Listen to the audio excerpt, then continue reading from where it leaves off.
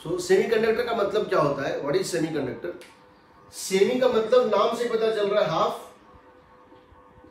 Conductor, आधा conductor होता है।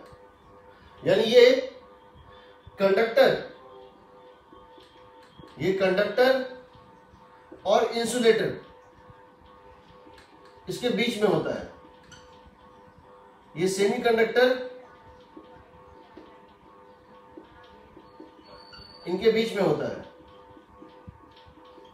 इसका मतलब इनकी कंडक्टिविटी ना तो इसकी कंडक्टिविटी हाई होती है, इसकी कंडक्टिविटी हाई होती है, इसकी कंडक्टिविटी वेरी लो होती है, इसकी कंडक्टिविटी लो होती है, और इसकी कंडक्टिविटी इंटरमीडिएट होती है, दोनों के बीच में होती है। ये तो नाम से पता चल रहा है कि सेमीकंडक्टर का मतलब क्या है। नाउ क्वेश्चन इज, क्यों ऐसा होता है?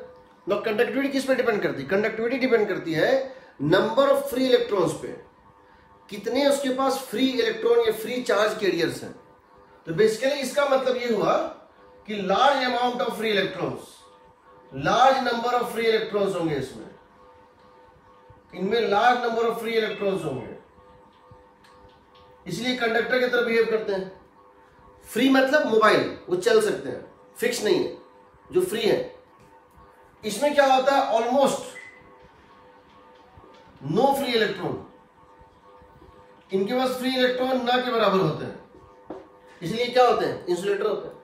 इनमें रूम टेम्परेचर पे थोड़े से इलेक्ट्रॉन होते हैं, रूम टेम्परेचर पे थोड़े इलेक्ट्रॉन इनके पास होते हैं लेकिन बहुत कम होते हैं। So very few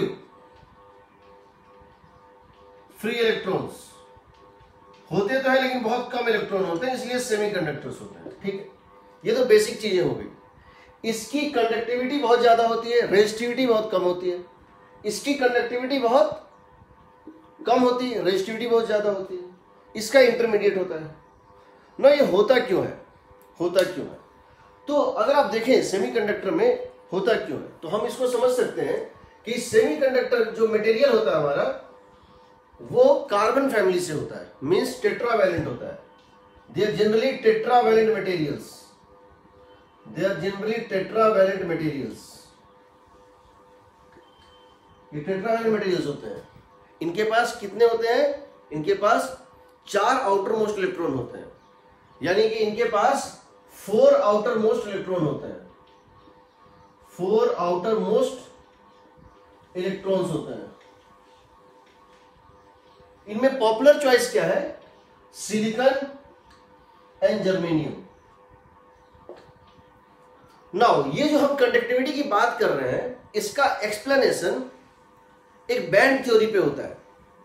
our syllabus has a band theory. The band theory explains the property. Now what is a band theory? हम समझने की कोशिश करते हैं what is a band theory. Band theory कैसे इन तीनों प्रॉपर्टीज को एक्सप्लेन करता है। ठीक है, so let us see what is band theory. Now gaseous system में जो एटम्स होते हैं वो बहुत दूर दूर होते हैं, लेकिन जब वो लैटिस बनता है, क्या बनता है? सॉलिड बनता है, बहुत नजदीक आ जाता है। इतना नजदीक आ जाता है कि 2 नेबरिंग एटम के इलेक्ट्रॉन और न्यूक्लियस आपस में इंटरेक्ट करने लगते हैं। समझो कैसे? सो हम समझने की कोशिश कर रहे हैं व्हाट इज बैंड थ्योरी। यहां तक किसी को कोई डाउट है? So let us see band theory. Band theory कैसे बनता है? So band theory and classification of elements of materials on the basis of band theory. So let us समझ व्हाट इज बैंड थ्योरी। तो मान लेते हैं हमारे पास what is band theory. So band theory, कोई भी एक एलिमेंट ले लो, take any one element like silicon. Silicon का एटॉमिक नंबर होता है 14। इसका इलेक्ट्रॉनिक कॉन्फ़िगरेशन तुम जानते हो, केमिस्ट्री में पढ़े, 1s2 2s2 2p6 3s2 3p2। ये तो हो गया नियन, यहां तक तो इसका स्टेबल हो गया। आउटर मोस्ट ये है, ये आउटर मोस्ट है। इनर्ट गैस के बाद इसके पास 4 इलेक्ट्रॉन बच जाते हैं। नाउ ये जो स्ट्रक्चर है इसमें एनर्जी प्रिसाइसली डिफाइंड होता है। सो ये किसके लिए होता है? For isolated gaseous atom. जो गैसियस फेज में होता है, मतलब इंटर एटॉमिक डिस्टेंस बहुत ज्यादा होता है, गैसियस फेज में इंटर एटॉमिक डिस्टेंस बहुत ज्यादा होता है, उस केस में ये इलेक्ट्रॉनिक कॉम्बिनेशन होता है, ये आइसोलेटेड गैसियस एटम्स के लिए होता है। इस केस में तुम कोई भी सिलिकॉन एटम ले लो, तुम देखोगे कि उनकी एनर्जी लेवल डायग्राम फिक्स है।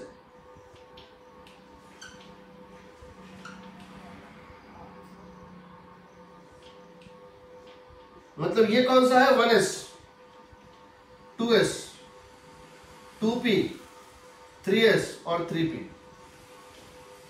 इनकी एनर्जी फिक्स है, प्रेसाइज है, एग्जैक्ट है, शार्प है, इसमें कोई डेविएशन नहीं होता, शार्पली डिफाइंड होता है।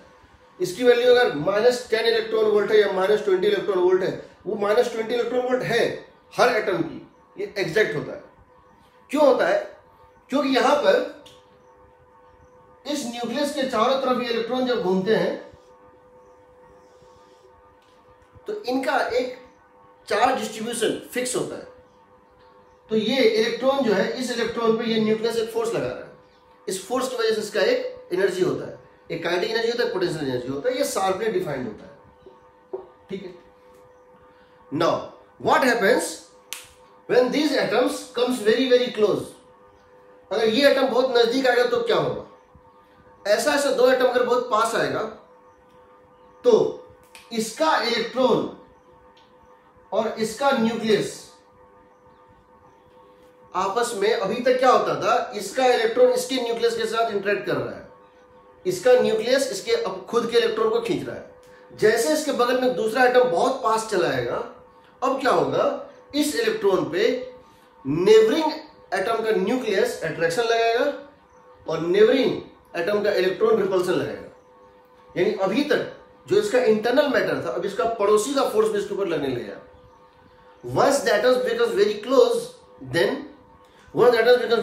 then this electron is acted upon by two forces, two extra forces. One is the repulsion from the neighboring electron, and one is the attraction from the neighboring nucleus. Now, attraction decreases energy, and the repulsion increases energy. तो दोनों factor काम कर रहे हैं। एक factor इसकी energy को बढ़ाना चाह रहा है, एक इसको घटाना चाह रहा है। अगर अट्रैक्शन डोमिनेट कर रहा है तो इस इलेक्ट्रॉन का एनर्जी थोड़ा सा कम हो जाएगा as compare to isolated gaseous atom, और अगर ये रिपल्सन डोमिनेट कर रहा है तो इसका एनर्जी थोड़ा सा बढ़ जाएगा एज कंपेयर टू जो इसका आइसोलेटेड स्टेट में था। तो now let us see what happens when the atoms comes very very close to form a solid structure. जब सॉलिड बनता है तो डिस्टेंस 10⁻8 मीटर से कम हो जाता है, तो उस समय क्या होता है? यहां तक किसी को डाउट है? हाँ, तो ये जो आपने अट्रैक्शन और रिपल्शन का बताया, तो अट्रैक्शन सेम एटम में जब देखें तो एनर्जी डिक्रीज हो रही है कि दूसरे एटम के रिस्पेक्ट में भी डिक्रीज ही होगी? जैसे ये इलेक्ट्रॉन है, ठीक है ना, अब ये पहले गैसियस स्टेट में था तो इसका ये स्ट्रक्चर था। कोई भी एटम ले लो, सबके एनर्जी आइडेंटिकल थे, सब एक दूसरे का ट्विंस था एनर्जी के मामले में। अब क्या हुआ, यहां पर एक दूसरा एटम मान लो चला आया, बहुत पास आ गया। अब क्या होगा, ये जो इलेक्ट्रॉन है इसका नेबरिंग इलेक्ट्रॉन, ये सारे इलेक्ट्रॉन इसको क्या करेंगे, रिपेल करेंगे। ये पहले नहीं था, ये न्यूक्लियस का फोर्स उसके ऊपर पहले भी था, अब भी है, वो तो चेंज नहीं हुआ। बट इसका नेबरिंग इलेक्ट्रॉन पहले इस पे फोर्स नहीं लगा रहा था गैसेस स्टेट में। सॉलिड स्टेट में क्या होगा, ये तीनों इलेक्ट्रॉन इसको रिपेल करेंगे और ये न्यूक्लियस को क्या करेगा, अट्रैक्ट करेगा। नाउ अट्रैक्शन ज्यादा है या रिपल्सन, ये डिपेंड करेगा कि ये किस तरह से रखा हुआ है, how this atom is placed and what is the exact separation between the two. But एक चीज तय है, रिपल्सन इसके एनर्जी को बढ़ाता है। रिपल्सन क्या करता है ना, एनर्जी को इंक्रीज करता है, और अट्रैक्शन क्या करता है, एनर्जी को डिक्रीज करता है। अब यहां दोनों फैक्टर काम कर रहे हैं। हो सकता है किसी पर्टिकुलर इलेक्ट्रॉन के लिए अट्रैक्शन 1% ज्यादा हो रिपल्सन से, तो उस केस में उसका एनर्जी डिक्रीज कर जाएगा। और ऐसा भी हो सकता है कि किसी और केस में रिपल्सन 1% ज्यादा हो, उसका एनर्जी बढ़ जाएगा। सो एटम टू एटम अभी डिफर करेगा। कुछ एटम में एनर्जी 1% बढ़ जाएगा, कुछ एटम में एनर्जी 1% घट जाएगा, किसी में 2% बढ़ जाएगा, किसी में 2% घट जाएगा। यानी कि डिफरेंट एटम्स के साथ depending on their surrounding different चीजें होंगी। वो हम गेस नहीं कर सकते हैं एक पर्टिकुलर एटम के साथ क्या होगा, लेकिन हम पूरे एटम का एक बता सकते हैं कि रेंज क्या होगा। अभी देखते हैं उसको। कोई डाउट?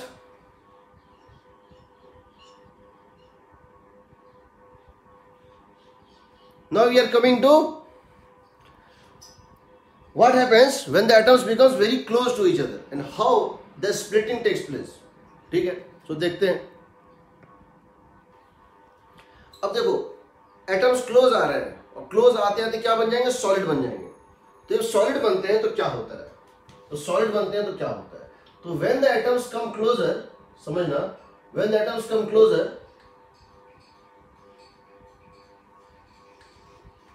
ऐसे करके, ऐसे करके, तो मान लो एटम्स क्लोज आ रहे हैं, ये एटम था, ये दूसरा एटम था, इस तरह से क्लोज आ रहे हैं। तो होगा क्या, सबसे पहले आउटर मोस्ट इलेक्ट्रॉन इफेक्ट होगा, क्योंकि वो सबसे बाहर है।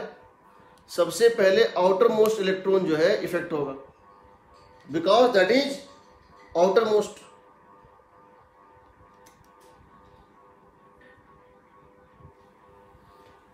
सबसे पहले ये देखो, ये है 1s2 2s2 2p6 3s2 3p। 3p electron सबसे पहले इफेक्ट होगा, 3p सबसे पहले इफेक्ट होगा आउट ऑफ जो भी हमारे पास है। तो आउटर मोस्ट सबसे पहले इफेक्ट होगा, क्योंकि ये सबसे बाहर है, इसके ऊपर न्यूक्लियस का अट्रैक्शन कम है, और ये सबसे पहले इसके, और ये सबसे ज्यादा पास इलेक्ट्रॉन की, इसका स्प्लिटिंग होता है। स्प्लिटिंग कैसे होता है समझो। हो सकता है एक पर्टिकुलर एटम में इसका हो सकता है एक जो है एटम, ये कैसे बनता है ये देखो,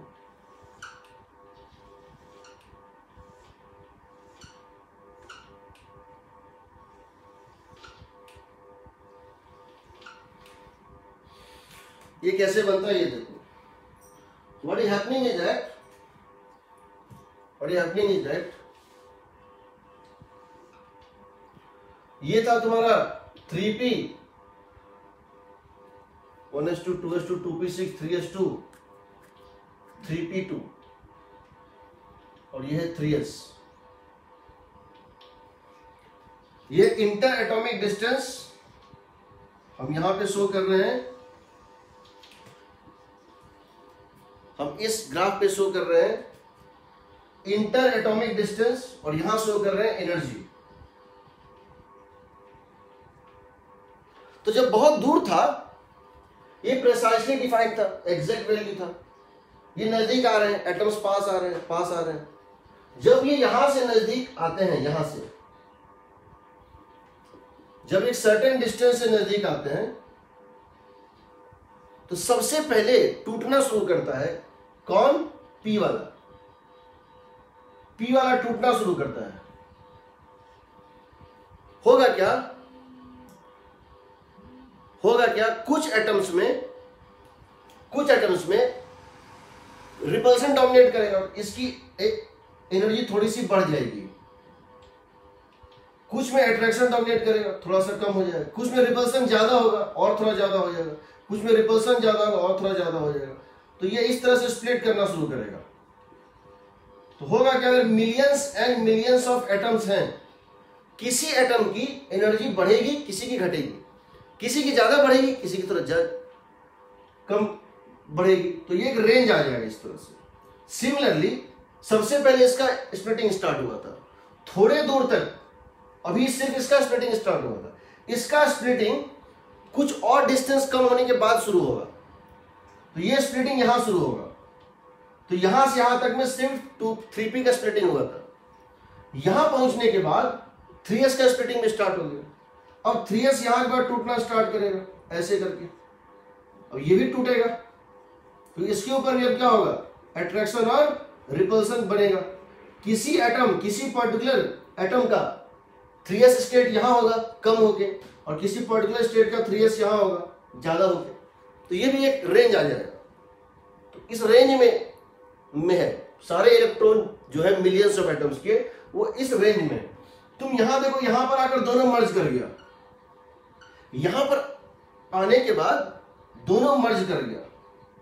When separation was R1, splitting of 3p started first. When separation decreases to R2, splitting of 3s also started. And when the separation becomes equal to R3, 3s and 3p merge. 3s और 3p मर्ज हो जाता है, यानी कि अब 3s और 3p में अंतर खत्म हो गया। नाउ 3p और 3s कंटिन्यूटी बन गया। यहां के बाद क्या आ जाएगा, दोनों कंटिन्यूटी में आ जाएगा। तुम यहां के बाद देखो, ये पूरा कंटिन्यूटी, कौन कहां था पता ही नहीं चलेगा। जब ये कंटिन्यूटी बन जाता है, इसको बोलते हैं मॉलिक्यूलर ऑर्बिटल्स, इसको बोलते हैं molecular orbitals. So they are from quantum physics, they are eigen value function, ये निकलता है, इसको बोलते हैं molecular orbital. Once they form molecular orbital, once they form molecular orbital, दोनों का कंटिन्यूम आ जाता है, दोनों का कंटिन्यूटी आ जाता है।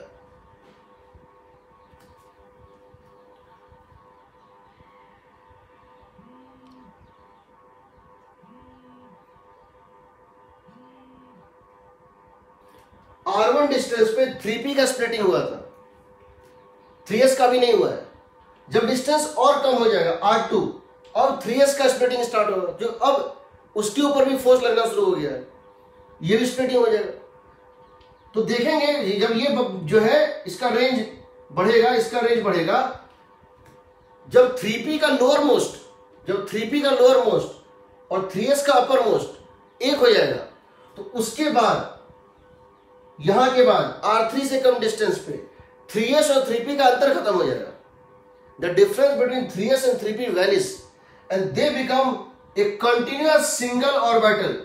यहां से यहां तक का जो ऑर्बिटल है वो कंटिन्यूटी में आ जाएगा। You would not find anything that is p और s, p और s मिलके क्या हो जाएगा, sp, इसको बोलते हैं sp मॉलिक्यूलर ऑर्बिटल। s और p मर्ज हो गया है और दोनों मिलके एक हो गया है। डिस्टेंस और कम करो, डिस्टेंस और कम करो, अब क्या होगा, मॉलिक्यूलर ऑर्बिटल्स इंटरफेयर करते हैं। Molecular orbitals are waves, according to quantum physics eigenvalue function, they are waves. They interfere between themselves and form two things, constructive interference and destructive interference. Constructive में energy ज्यादा होती है, destructive में कम होती है। जब तुम उसको थोड़ा सा और नजदीक लाओगे तो यहां पर आने के बाद ये फिर से स्प्लिट कर जाएंगे। ये क्या करेंगे, ये जो ऑर्बिटल बना था कंटिन्यूम, ये क्या करता है, खुद को फिर ब्रेक कर लेता है। कैसे, ये ऐसे बन जाएगा और ये ऐसे बन जाएगा। ये अपने आप को फिर क्या करते हैं, स्प्लिट कर लेते हैं। पहले ये मिलते हैं, फिर ये खुद को क्या करते हैं, स्प्लिट कर लेते हैं। जब ये स्प्लिट करते हैं, यहां एक एनर्जी होता है E1, यहां एक एनर्जी होता है E2 और ये हाइट होती है E3। ये अपने को दो पार्ट में सेपरेट कर लेते हैं, एक अपर पार्ट और एक lower part. Upper part vacant होता है, लोअर पार्ट फिल्ड होता है। लोअर पार्ट में इलेक्ट्रॉन होते हैं, अपर पार्ट वैकेंट होता है। ये जो E1 की वैल्यू है और जो E2 की वैल्यू है और जो E3 की वैल्यू है, ये हर एलिमेंट अपना अलग डिसाइड करता है। कहने का मतलब है दिस गैप, ये समझ लो, E1, E2 एंड E3, कहने का मतलब है लोअर ऑर्बिटल का ये तो 0 तक जाता है, लोअर पार्ट का हाईएस्ट पॉइंट, अपर पार्ट का लोएस्ट पॉइंट और हाईएस्ट पॉइंट, ये जो एनर्जी है this E1, E2 and E3 are decided by every element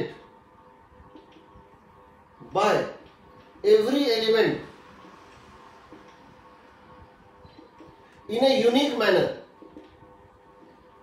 वो उस एलिमेंट की प्रॉपर्टी होती है, यानी सोडियम जब खुद को ब्रेक करेगा तो अलग ढंग से करेगा, सिलिकॉन अलग ढंग से करेगा। तो ये जो जिस एनर्जी पे इसको ये फील्ड होता है, ये फील्ड होता है, और ये जो डिस्टेंस दिख रहा है जहां ये हो रहा है ये एक्चुअल इंटर एटॉमिक डिस्टेंस होता है, ये एक्चुअल इंटर एटॉमिक डिस्टेंस होता है। This are not is actual inter atomic distance, actual separation between two atoms. तो जब एक्चुअल सॉलिड स्टेट में एटम का सेपरेशन होता है अप्रोक्सीमेटली 10⁻⁸ मीटर होता है, उस पॉइंट पे ये अपने आप को इस तरह बना लेता है। लोअर जो कंटिनम है और अपर जो कंटिनम, उसके बीच में गैप होता है ना, इसमें इलेक्ट्रॉन फील्ड होते हैं, इसमें इलेक्ट्रॉन्स फील्ड होते हैं, इसको हम बोलते हैं वैलेंस बैंड। ये पूरा ऑक्यूपाइड होता है इलेक्ट्रॉन से, इन सब में इलेक्ट्रॉन भरे हुए होते हैं, इनको बोलते हैं वैलेंस बैंड। ये एम्प्टी होता है, इसको बोलते हैं conduction band.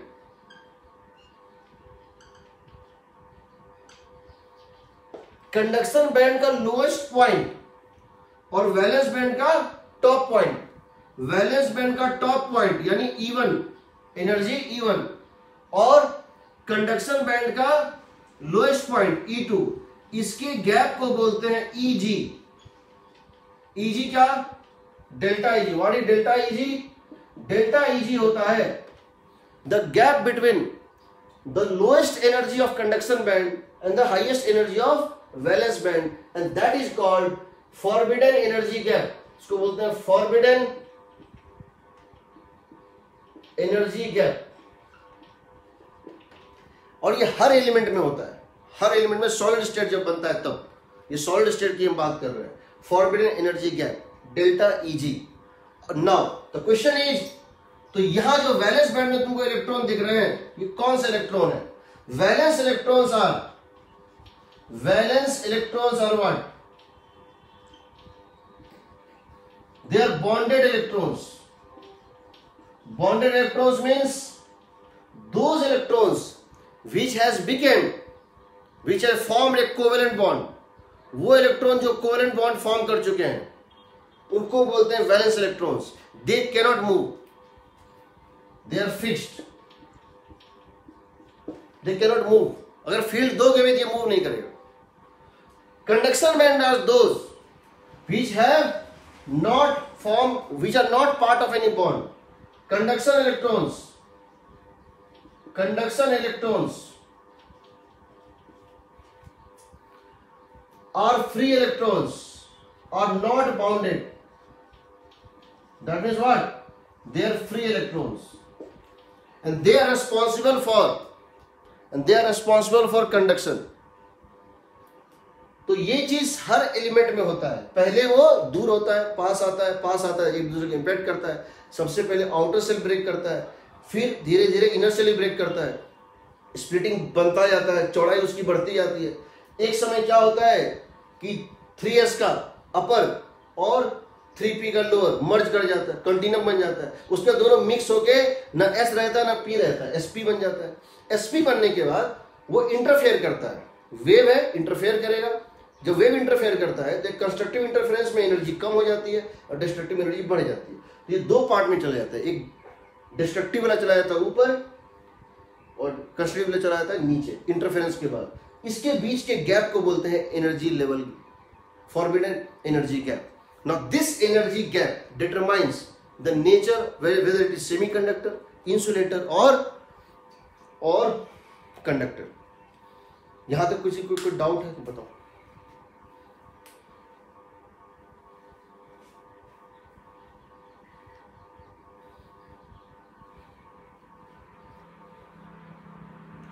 So how we determine, so classification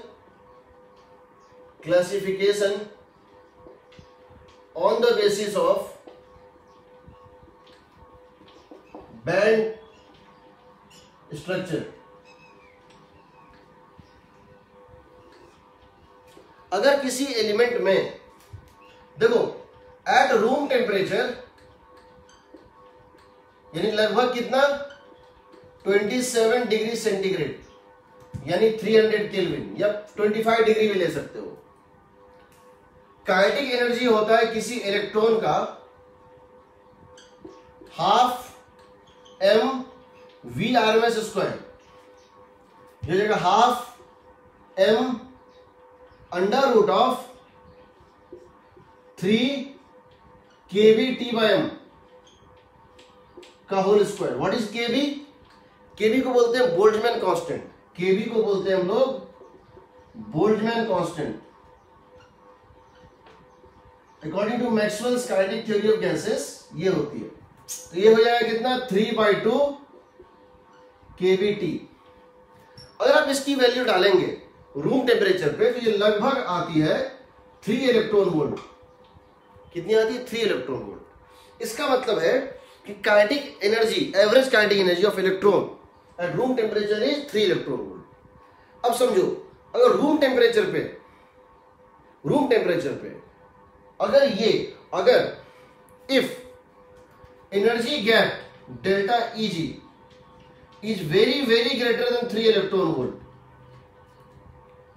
अगर एनर्जी गैप 3 इलेक्ट्रॉन वोल्ट से ज्यादा है यानी कि टेम्परेचर की वजह से एनर्जी गेन करके बहुत कम इलेक्ट्रॉन इस गैप को पार कर पाएगा। इसका मतलब है कि इस गैप को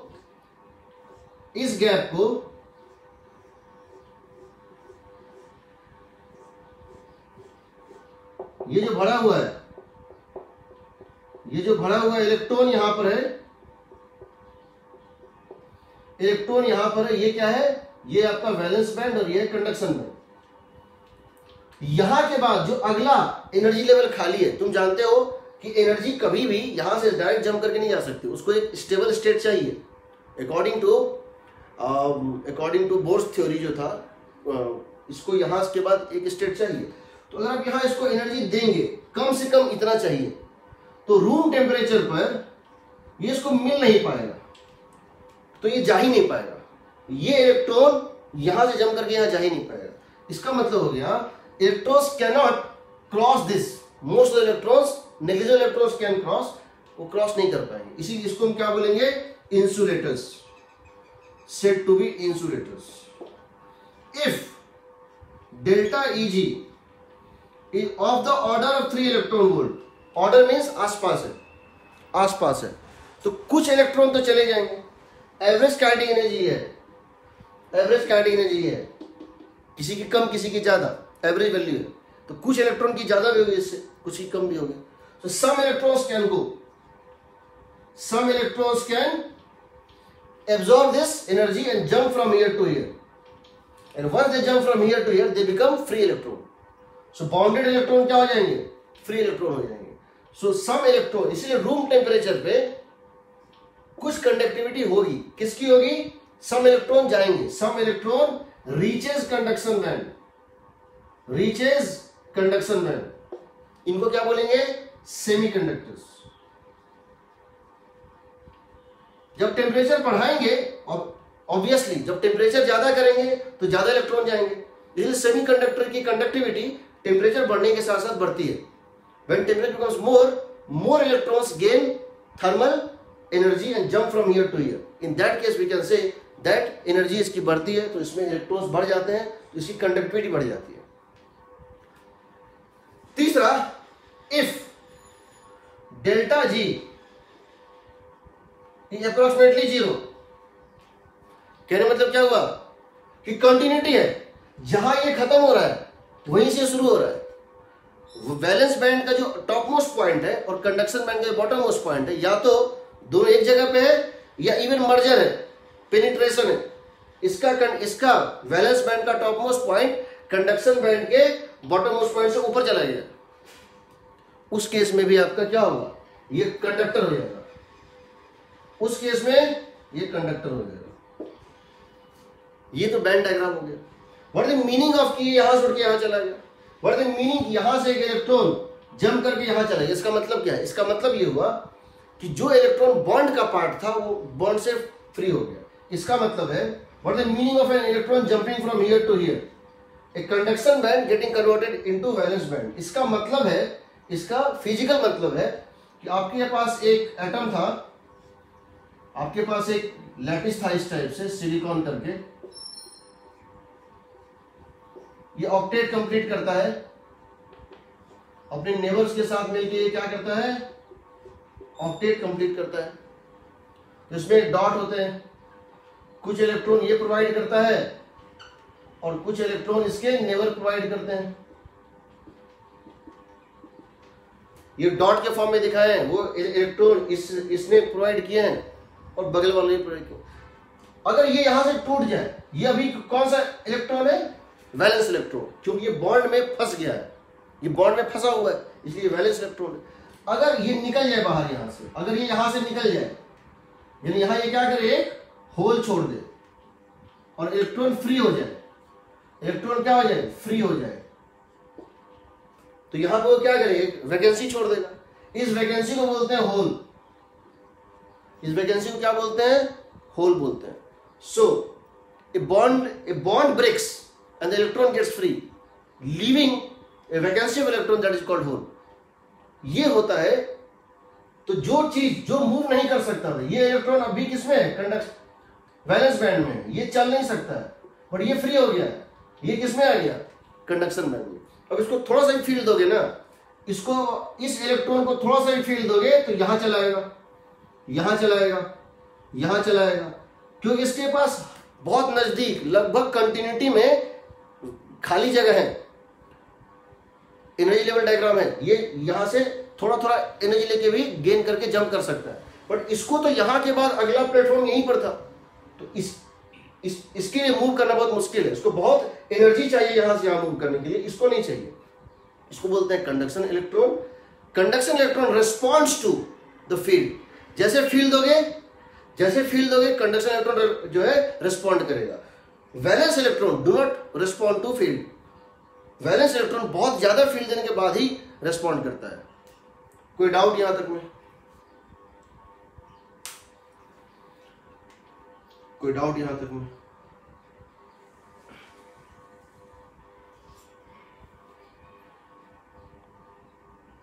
फॉरबिडन एनर्जी गैप की वैल्यू 1.1 इलेक्ट्रॉन वोल्ट होती है सिलिकॉन के लिए, और डेल्टा ईजी की वैल्यू 0.7 इलेक्ट्रॉन वोल्ट होती है जर्मेनियम के लिए। ठीक है। दूसरी बात होता है इस तरह से कि मान लो ये सिलिकॉन है, टेट्रावैलेंट है, ये सिलिकॉन है, ये सिलिकॉन है, ये सिलिकॉन है।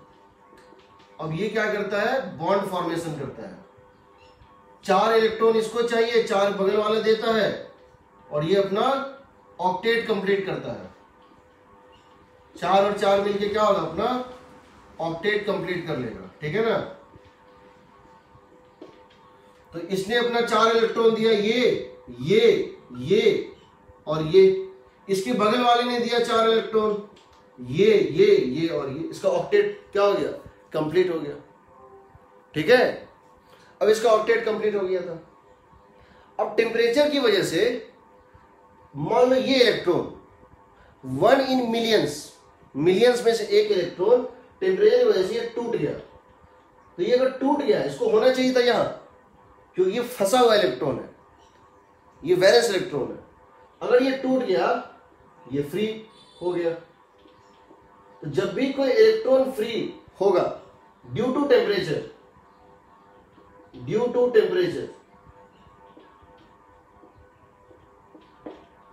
तो एक होल अपने पीछे छोड़ देगा। एक वैकेंसी ऑफ इलेक्ट्रॉन को बोलते हैं होल।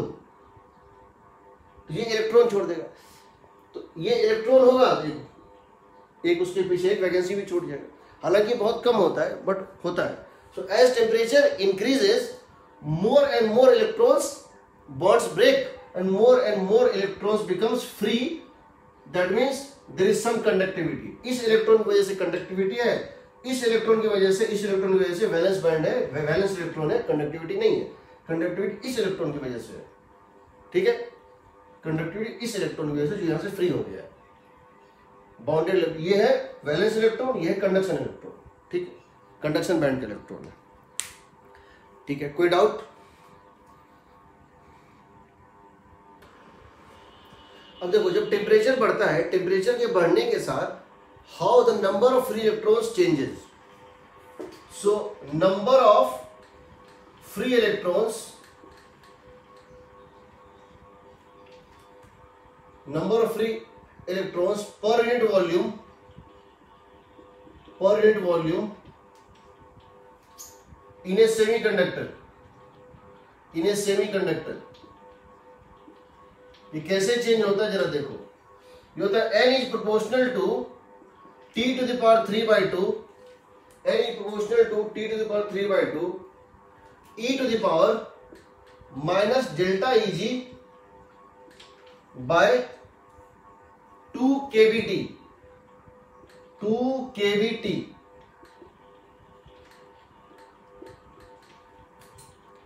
तो यहां पर T क्या है? Temperature in kelvin,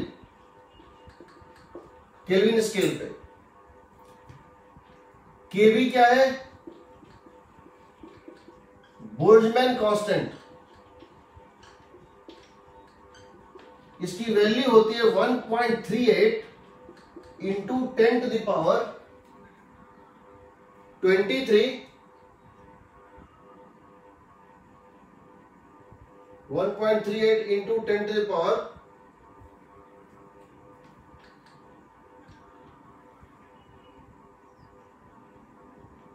-23 joule per Kelvin,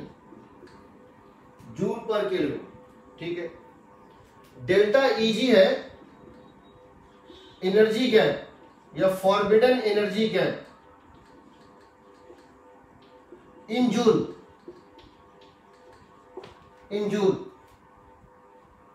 ठीक है. तो तुम यहां देख सकते हो अगर टेम्परेचर को इंक्रीज करोगे तो number of electrons per unit volume increase करेगा और इसीलिए इसका कंडक्टिविटी इंक्रीज करेगा. इसका मतलब क्या हो गया कि टेम्परेचर, इसका मतलब इसका रेसिस्टिविटी क्या होगा? डिक्रीज करेगा. इसे हम कह सकते हैं as temperature increases resistivity of semiconductor decreases. Semiconductor या इंसुलेटर दोनों की रेसिस्टिविटी डिक्रीज करती है. जब टेम्परेचर इंक्रीज करता है तो खूब सारा इलेक्ट्रॉन जो है कहां चला जाता है? वैलेंस बैंड से कंडक्शन बैंड. तो कंडक्टिविटी बढ़ जाती है, रेसिस्टिविटी घट जाती है. यानी टेम्परेचर कोएफिशिएंट ऑफ रेजिस्टेंस, यानी टेम्परेचर कोएफिशिएंट ऑफ रेजिस्टेंस क्या होगा? इसका निगेटिव होगा. हम ये कह सकते हैं, इसका मतलब ये हुआ कि टेम्परेचर कोएफिशिएंट ऑफ रेसिस्टिविटी या रेजिस्टेंस क्या आता है? इसका निगेटिव आता है. जबकि सॉलिड के केस में, कंडक्टर के केस में, in conductors as temperature increases resistivity increases. मतलब यहां पे coefficient of resistivity, temperature resistivity क्या होता है? यहां पॉजिटिव होता है. इसको बोलते हैं अल्फा. टेम्परेचर को कोई रेसिस्टिविटी क्या बोलते हैं? अल्फा. तो यहां अल्फा क्या आता है? पॉजिटिव आता है. ठीक है, कोई डाउट?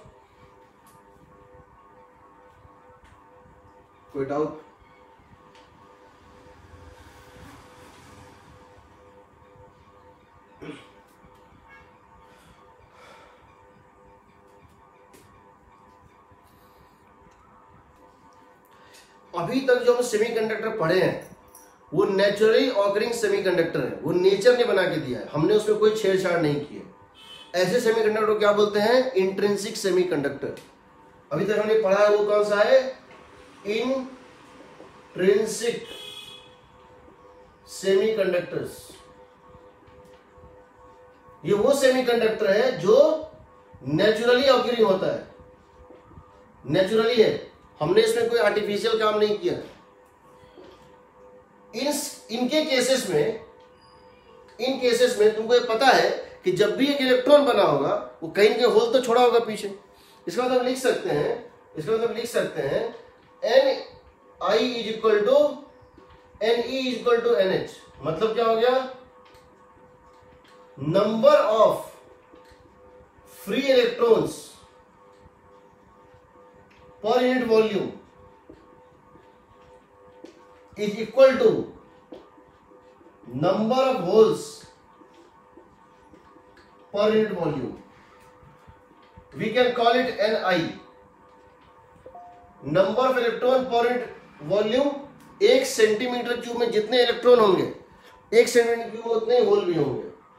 इसको हम बोल रहे हैं Ni। इन दोनों नंबर को किसे डिनोट कर रहे हैं? Ni, N intrinsic. ठीक है। दूसरी बात, इलेक्ट्रॉन तो जस्ट फील्ड दिया और मूव कर गया, बट होल के साथ क्या होता है? होल कैसे मूव करेगा? How holes move. तो होल कैसे मूव करता है वो देखो।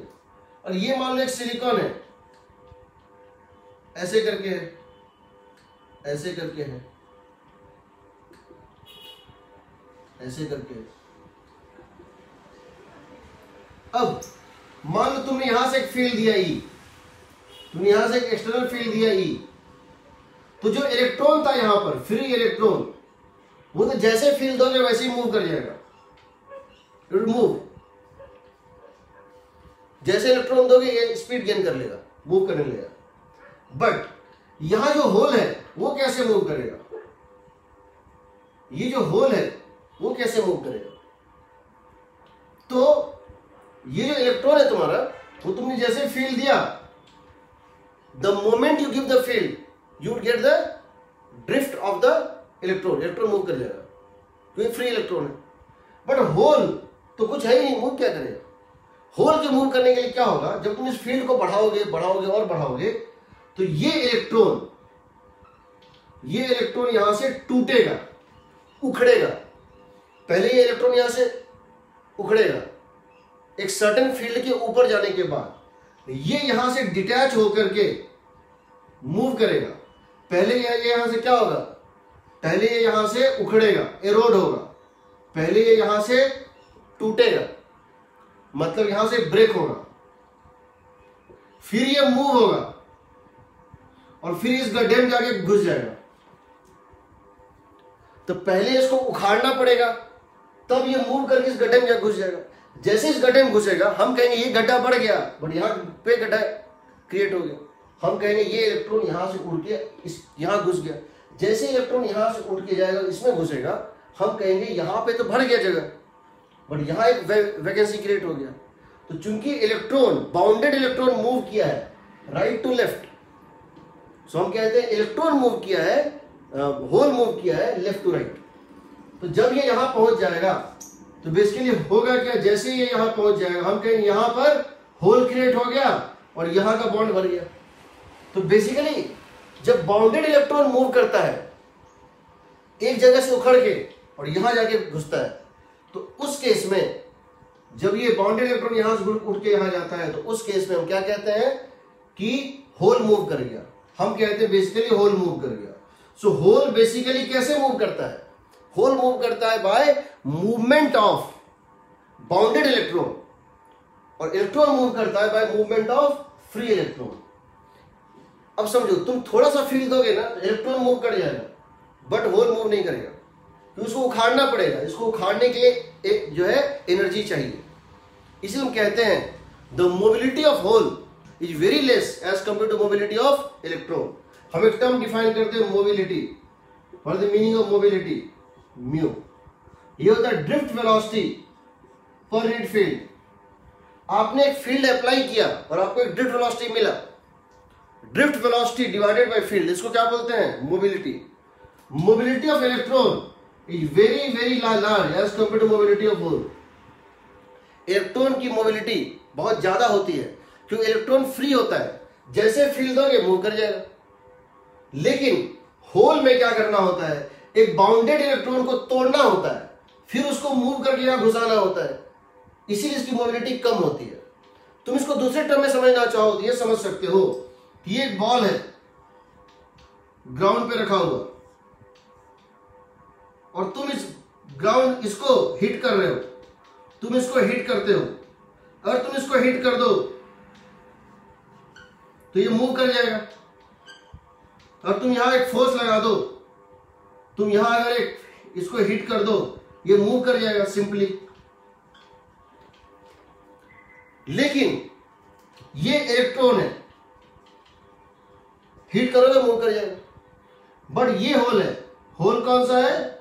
होल ये है, इसके अंदर ये फंसा हुआ बॉल है, इसके अंदर ये फंसा हुआ बॉल है, तो क्या ये मूव कर जाएगा? थोड़ा सा फोर्स मूव कर जाएगा? नहीं करेगा, थोड़ा सा ऊपर आएगा फिर गिर जाएगा। इसको गड्ढे से निकालने के लिए बहुत फोर्स चाहिए, तो ये थोड़े से फोर्स से मूव नहीं करेगा, बहुत ज्यादा फोर्स लगाओगे तब जाकर ये इसमें से निकलेगा। लेकिन निकलेगा भी तो थोड़े दूर चल के फिर इस गड्ढे में घुस जाएगा।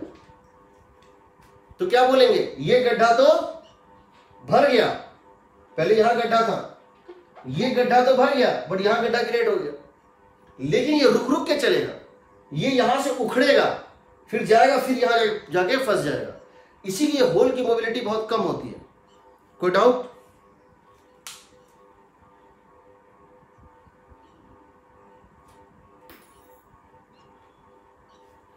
होल्स बिहेव लाइक दिस, यहां से उखाड़ना है, बढ़ेगा, फिर यहां फंस जाएगा, फिर तो बढ़ेगा, फिर यहां फंस जाएगा। बट इलेक्ट्रॉन जो है वो एकदम स्मूथली चलता है फ्रिक्शनलेस सरफेस पे, थोड़ा सा फूल देगा मूव कर जाएगा। इसीलिए जब आप फील्ड देते हैं तो आपको ज्यादा करंट इलेक्ट्रॉन की वजह से मिलता है, बहुत कम करंट होल की वजह से मिलता है। होल भी देता है बट बहुत कम देता है। कोई डाउट? ना यहां तक से आपसे मेंस में न्यूमेरिकल क्या पूछेगा? पहला न्यूमेरिकल जो आपसे पूछेगा, पहला न्यूमेरिकल पूछेगा कि किसी भी सेमीकंडक्टर में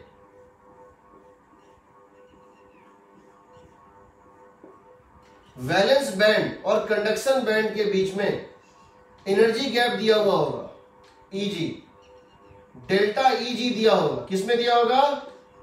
इन इलेक्ट्रॉन वोल्ट। डेल्टा Eg की वैल्यू दी होगी किसमें? इलेक्ट्रॉन वोल्ट में। आपसे वेवलेंथ पूछेगा कि कितनी, अगर यहां पे एक इलेक्ट्रॉन को लाइट दिया जाए, फोटोन गिराया जाए, कितना फोटोन गिराए कि ये वैलेंस बैंड से कंडक्शन बैंड चला जाए। या ये पूछ सकता है एक इलेक्ट्रॉन अगर कंडक्शन बैंड से नीचे आए वैलेंस बैंड, वो किस फोटोन का, वो जो फोटोन इमिट करे उसका वेवलेंथ क्या होगा।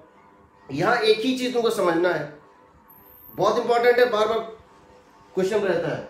डेल्टा Eg को इक्वेट कर दो किससे? hc बाय लैम्डा, यही फॉर्मूला है। डेल्टा Eg इलेक्ट्रॉन वोल्ट में दिया होगा,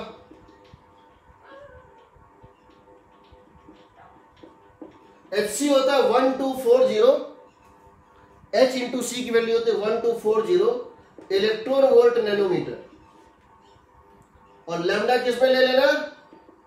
इन नैनोमीटर।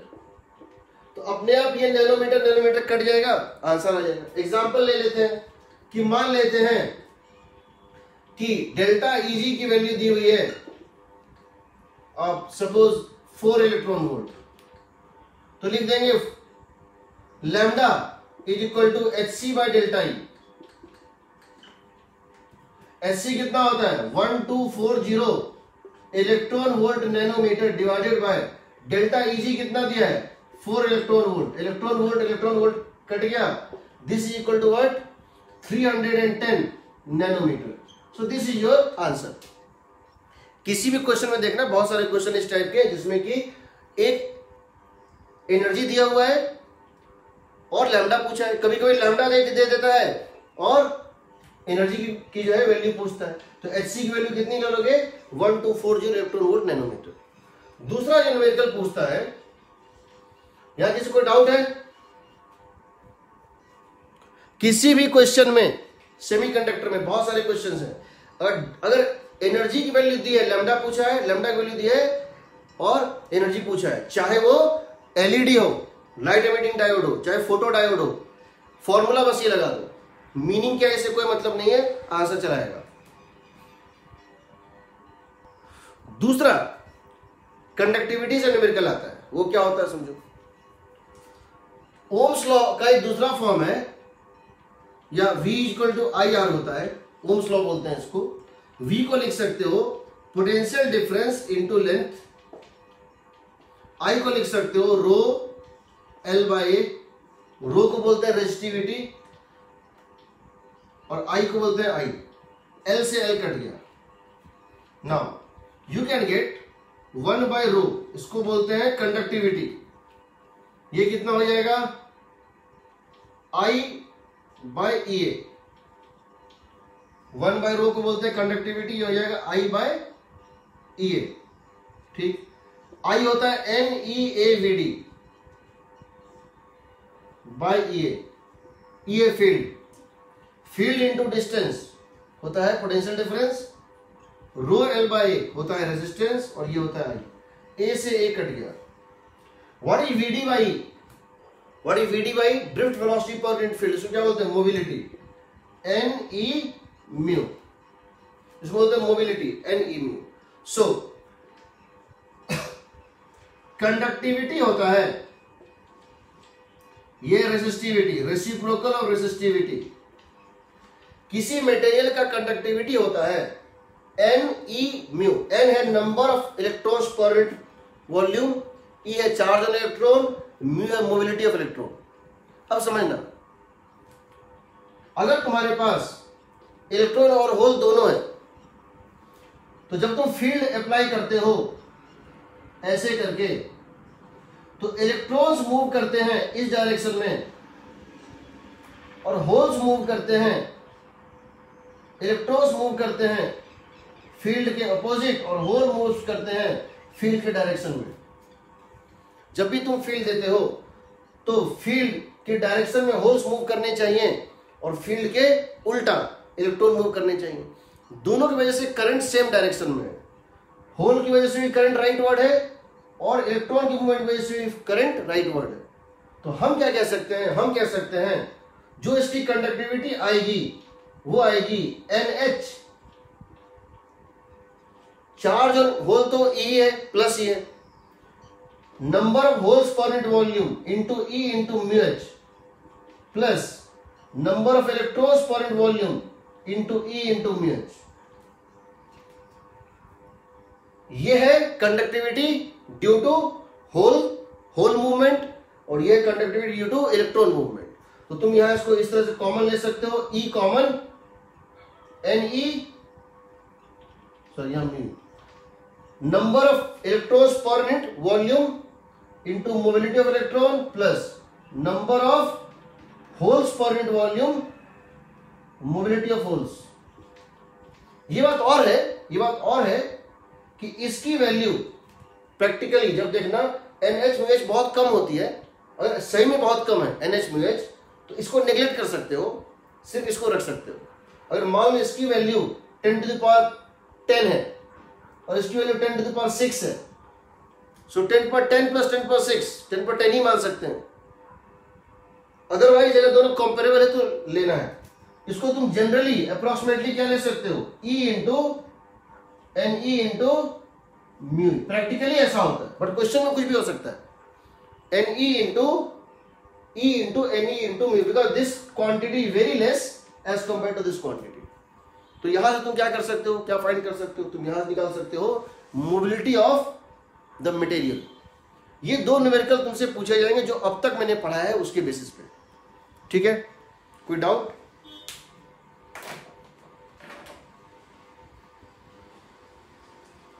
एक ये न्यूमेरिकल, एक ये न्यूमेरिकल।